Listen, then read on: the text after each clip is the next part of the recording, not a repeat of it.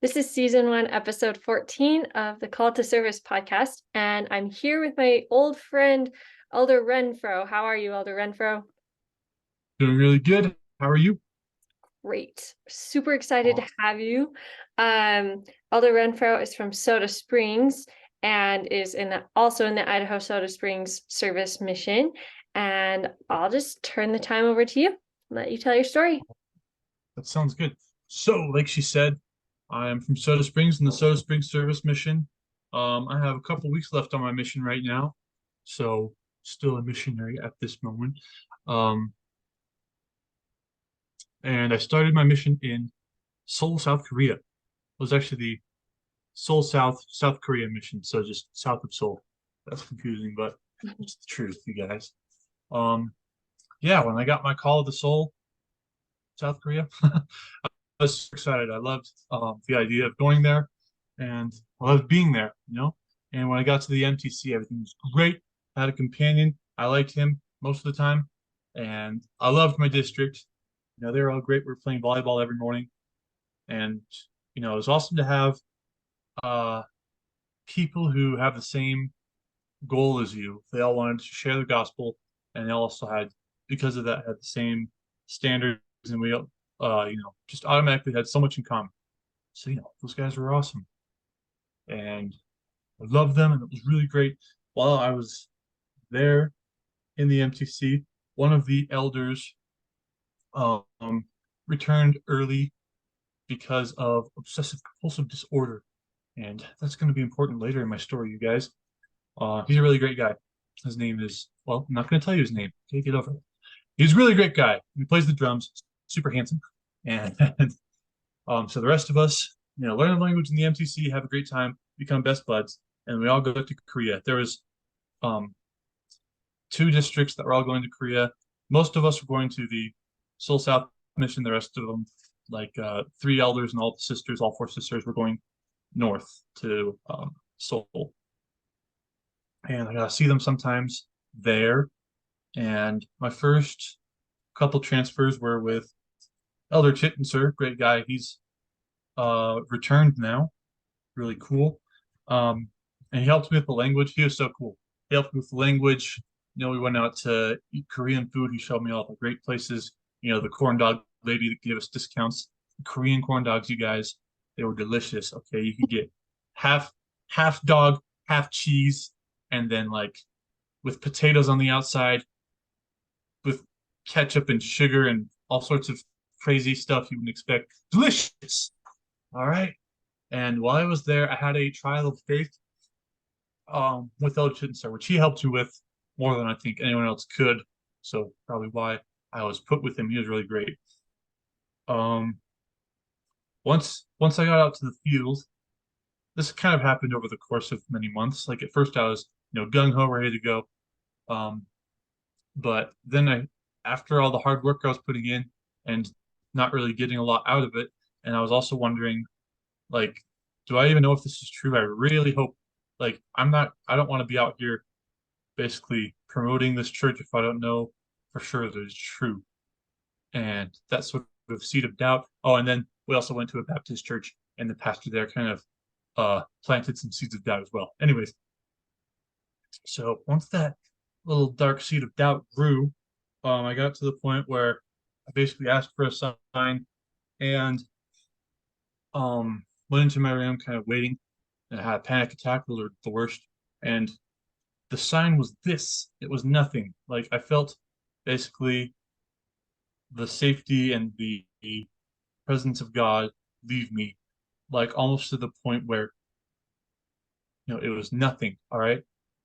And that's important because God was giving me the choice to like not believe because I was kind of wanting to not believe so I could come home and be done because this was like super, super hard work, right?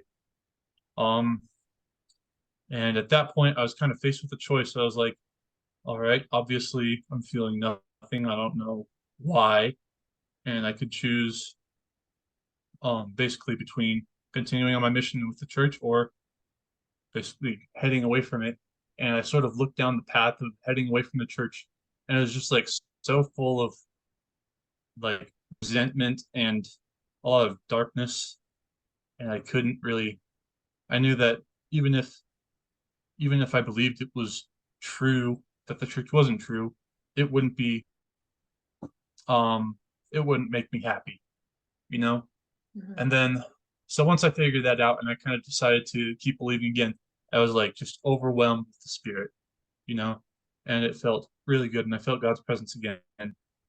Um, Much like with others in the scriptures who have trials of faith, Jesus Christ on the cross, not comparing myself to him, but there's another example. Mhm. And I know there's a few others. If you remember them, you can tell. Do you? Do you remember those? Wait, like trials of faith that people had in the scriptures? Like where God's presence was absent for a little bit. Well, I can think specifically of like Joseph Smith, when he was That's in, right. yeah, Liberty Jail. He was like, "Where is the pavilion that hideth or covereth thy face," or something like that. So he was just Mhm, like, "What, what is this thing that's like glooming over me that's preventing me from feeling thy presence?" mhm. And God basically says, "Thine affliction shall be for but a small moment," or something like that. Man, we should look into that actually, because that's a really good scripture that's really relatable Mhm. to this story. Do you mind if I look it up really quick? Go for it.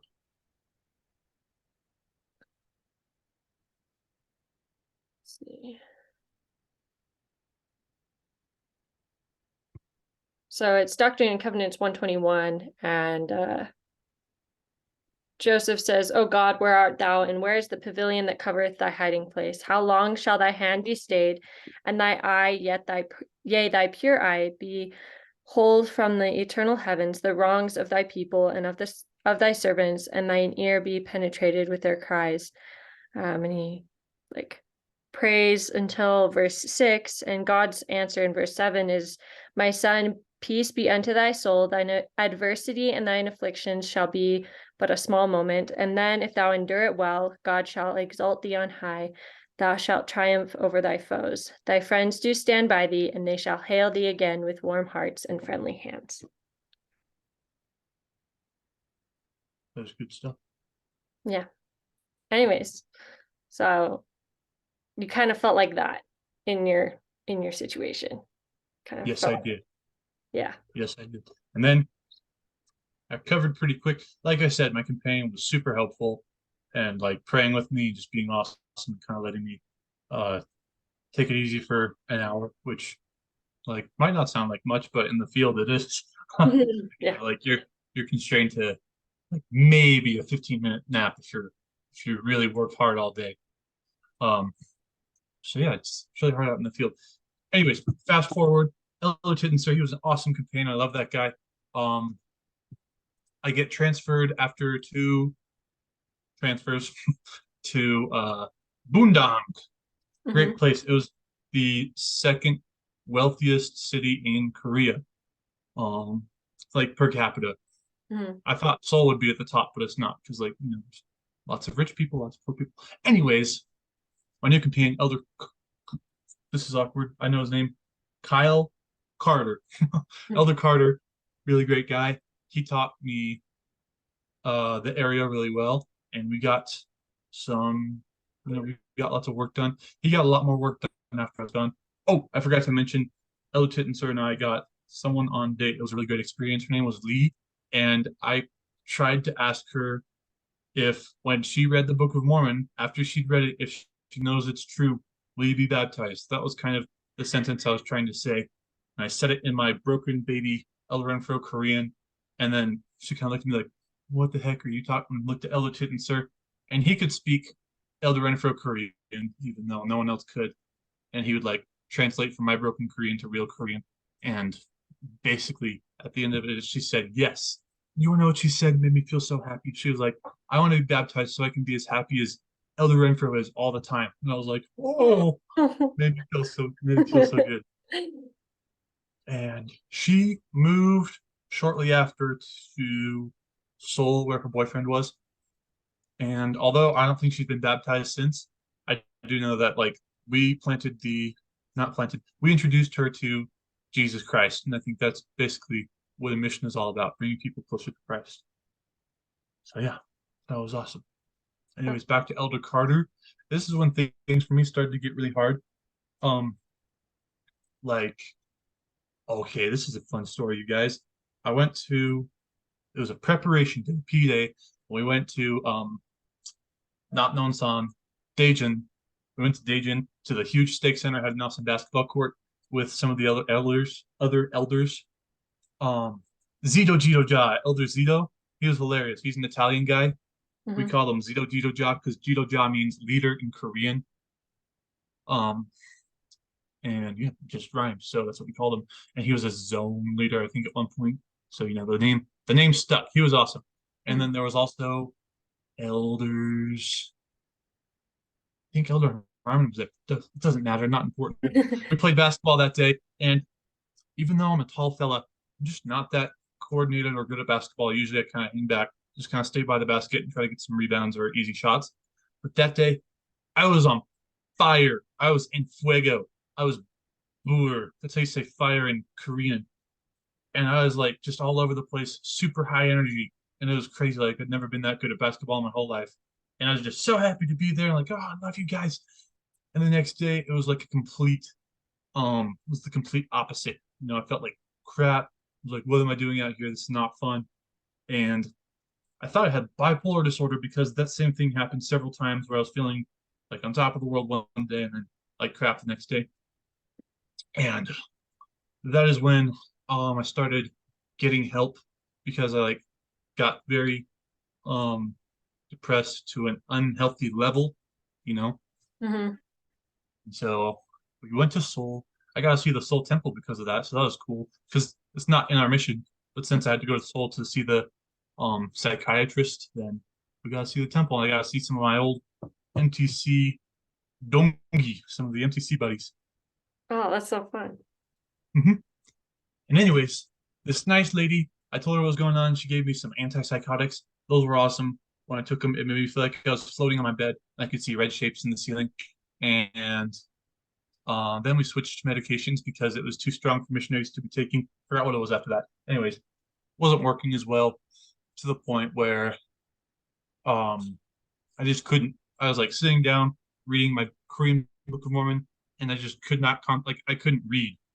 Literally could not. Not just didn't want to. It was like impossible for me to concentrate. It was really weird. I could barely even read in English. Like that's how hard it was for me to concentrate, just because I was like so stuck.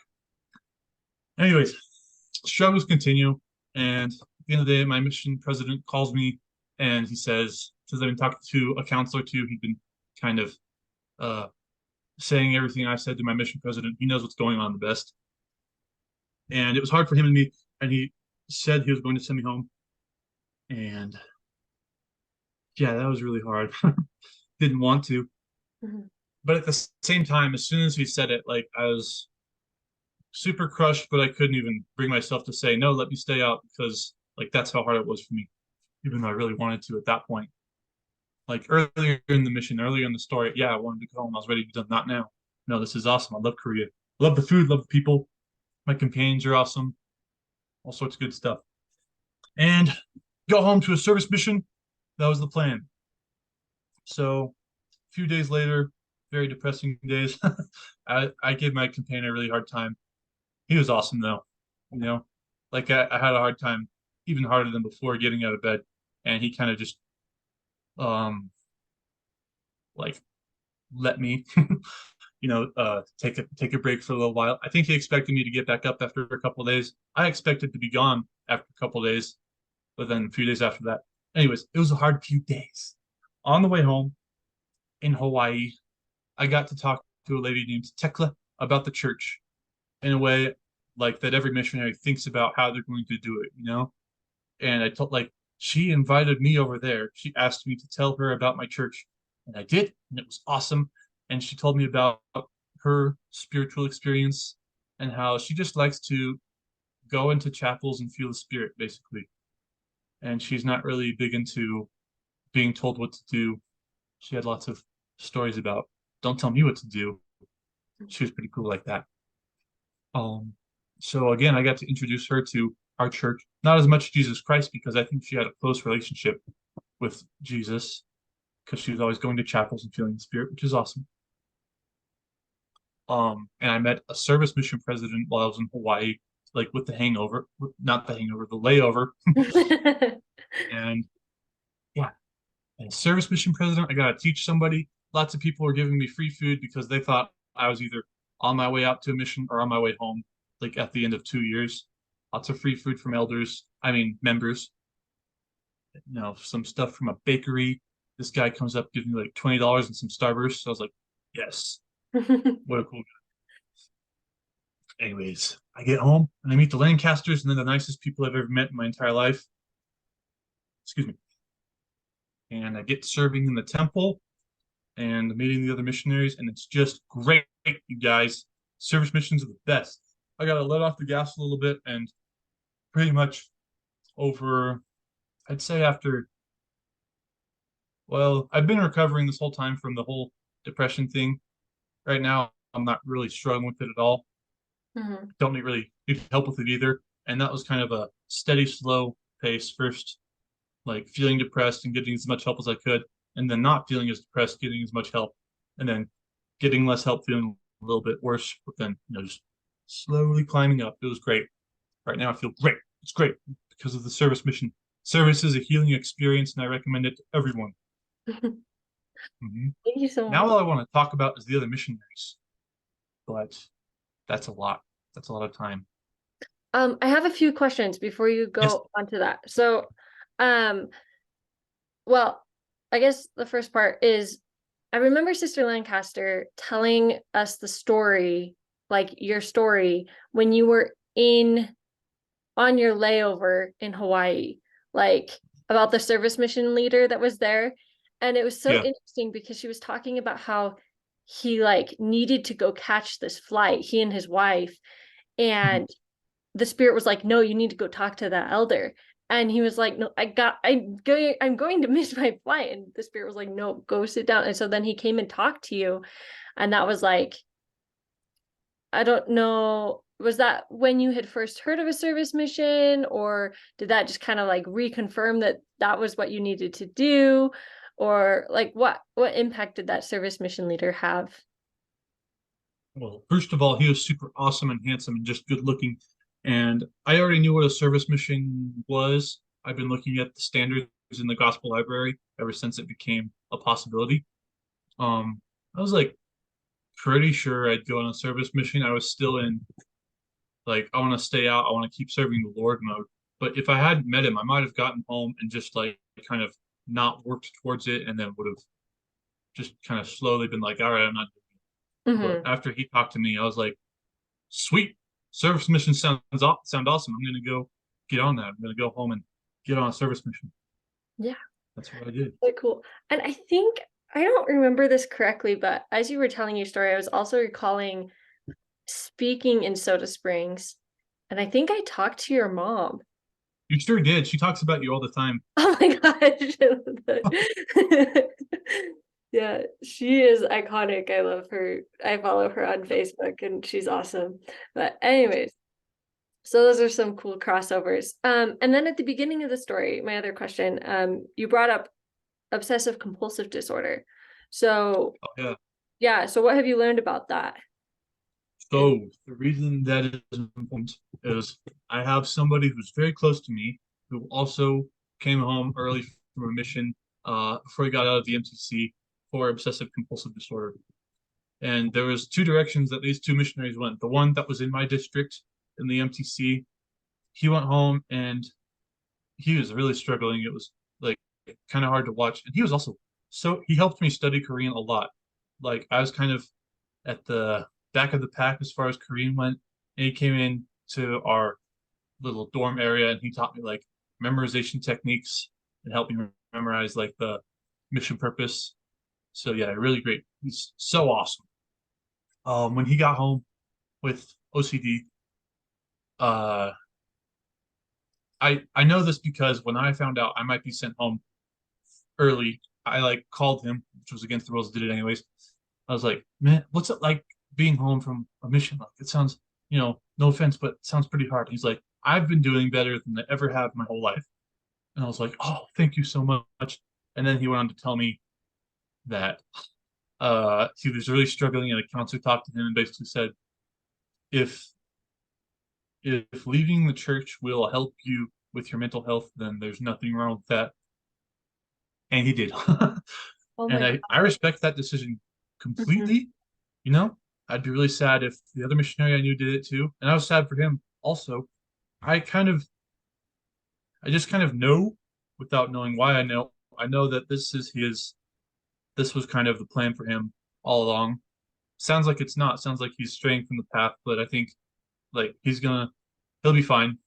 Hmm. He was a very literal fella. I think he needs to go explore other religions before he finds out that this is the true church, which that's what he said he's going to do. That's what he's going to do. So yeah, that's what happened to him. The other missionary, he's gonna, he's still doing good right now, and he's going to go to school with me actually at BYU Idaho, and I think a year from now he's going to go back out. His mission status is paused, so he can go right back out without like filling out any paperwork, That is which is pretty cool. awesome. Way to Mhm. go. That's so cool for him. Um, when you're talking about the one elder that ended up leaving the church, I've listened to a lot of stories of people that have left and have come back, and how necessary, and they felt like God's hand was still present in their life. He was guiding them. I don't think ever God would want us to leave the church necessarily, but he lets us have our agency so that we can learn, and that people have their own belief path that can eventually help bring them back to Jesus Christ. And kind of like you were saying, like help him know that this is the right place to be. Mhm. So I really like that you shared that. Um, and then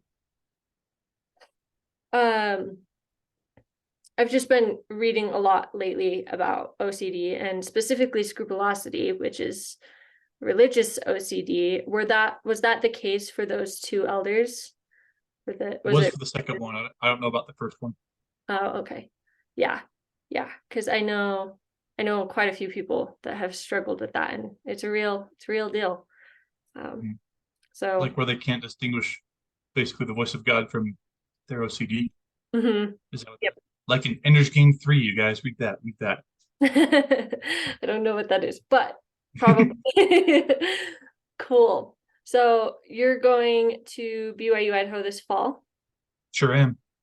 Sweet. Can't wait. That's where we'll be too. Awesome. It's gonna be a party. Okay. Um, Sweet. Thank you so much, Elder Renfroe, Mhm. for being willing to be on here. You've shared a lot of really good advice, good stories. Um, what kind of things did you want to share as far as other missionaries? Oh my goodness, just how awesome they are. Okay, I'm gonna start with Elder Kennington. I have a story about him. He's just the coolest guy. He has um it's like someone's name and then the word disease after it, and it starts with the W, like Wilkinson's or Wilson's or Wilbur's. Mhm. And he's the funniest guy. He has like 14,000 followers on TikTok. He opted off TikTok for the mission so he could concentrate. And we were at a service project. After we were done shoveling a ton of snow, we were in like some shack with hot chocolate. It was a cool shack, not a scary shack. Anyways, we all had hot chocolate. We were just chit chatting, and he was talking with some other elders about how like, oh, I have Wilkinson's, and they're like, oh, I have autism or ADHD, or like I'm physically incapable, all sorts of things. And he like turns to me, he's like, what do you have? I was like, I don't know. It was awesome. No, he's just so like nice. It wasn't in any way at all. And Mhm. it kind of made me think like we all have something, whether you're a service missionary or not. We all have something that holds us back that we need to overcome through Jesus Christ. There's some other awesome missionaries. Elder Fowler, that guy's awesome. He's the handsomest missionary after me, and probably a little bit stronger than me. Super cool guy. He came home because of he was in Mexico. He was called to a service mission from Mexico. because he got super dehydrated because he wasn't a soda drinker and the water there was like poisonous, Yeah. pretty much. And he wanted to go back out so bad. And while he was bearing his testimony one day, like the spirit basically overcame him and said, that you need to bear your testimony about how you're gonna stay on the service mission. And that's kind of when he knew, all right, you're gonna stay. And he has, and he's gonna do awesome. He's like really a strength to the mission. He like goes when he doesn't have service and he's like not doing anything, he's like unacceptable. And he'll go door to door, like knocking on people's houses, like, is there anything I can do for you? I'm a service missionary. You know, like a proselyte, except a service missionary, Yeah. which is who are some other awesome Sister Cook, she's awesome. You know, just always helping out when people are I think she's struggled with uh um mental health issues enough to where she can help anyone. You know, she understands anyone and everyone, Hmm. and she can help them out because of how much she's been through and overcome. So that's awesome. Yeah. Elder Strong, he's the nicest, like literally the That's nicest true. guy. He's always working really hard. Who else? Who else? They're all awesome. You're awesome. Thank you. Elder Herbert was awesome. Elder Olson was awesome. They're all so awesome. I was thinking of Elder. Nope, nope. Sister Fairborn, she plays the piano really well and always invites the spirit with that. It's incredible. Sister Smith, she's the sweetest girl you will ever meet, and she has autism, I think. And when she speaks, it's super high and innocent and sweet. And she always has like the complete scriptures with her. And like while we're driving, she'll just open them up and start reading the scriptures. And she's super good at chess. Maybe a little better than me. I don't know. Every time I play her and she makes a good move, she like get up and start galloping around the gym. It's pretty awesome. I love that. And she's a super hard worker. Hmm. So yeah, I wish Yeah. I could tell you about all of them. Well, I guess I could, but no, I can't. I can't. Many. We'll interview some more and then they can show their awesomeness on the podcast as well. That sounds good. Yeah. Well, thank you so much, Elder Renfro, for sharing your sweet testimony and for sharing just your experience. I felt the spirit so strongly um and yeah, thanks so much. Thank you too.